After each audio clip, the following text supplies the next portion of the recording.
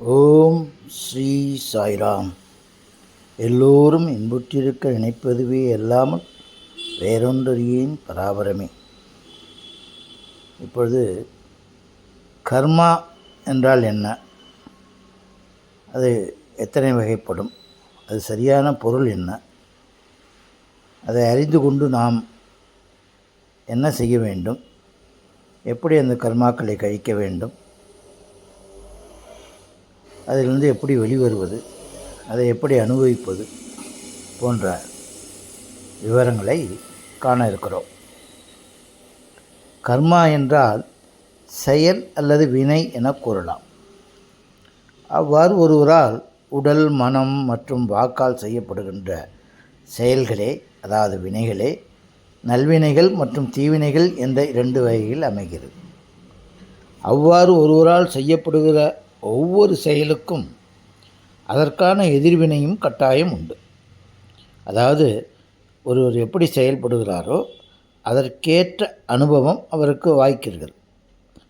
நியூட்டனின் விதிப்படி ஒவ்வொரு செயலுக்கும் சமமான எதிர்வினை ஒன்று உண்டு என்று படித்திருக்கிறோம் அல்லவா? அந்த அடிப்படை விதியும் இதுதான். ஒருவர் உடல், மனம் மற்றும் வாக்கால் செய்யும் செயல் விளைவுகள்தான் அவரை வழிநடத்துகிறது. அப்படி அவர் செய்யும் செயல்களை 3 விதமாக எடுத்துக்கொள்ளலாம். அவைகளை நித்தியம், நைமித்தியம், காமியம் என்று அழைக்கப்படுகிறது. அதுக்கு 3 பெயர்கள்.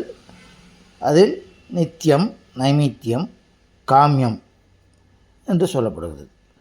ஒருவர் எத்தகைய செயல்களை செய்தாலும் அவைகள் இந்த 3க்குள் மட்டும்தான் அடங்கும். அது யாராக இருந்தாலும் இந்த 3க்குள் தான் அந்த கர்மா. இதில் நித்தியம் என்பது ஒருவர் தன் வாழ்நாளில் அனுதினமும் செய்யக்கூடிய அத்தியாவசியமான அல்லது மிகவும் அவசியமான செயல்னு கூறலாம். அதாவது காலை எழுந்தவுடன் பல் துலக்கிறது, குளிப்பது, உடைகள் மாற்றுவது, உணவு உண்பது போன்றவைகள் எல்லாம் நித்தம்னா அது நித்தியம் எல்லாம் ஒன்று தான்.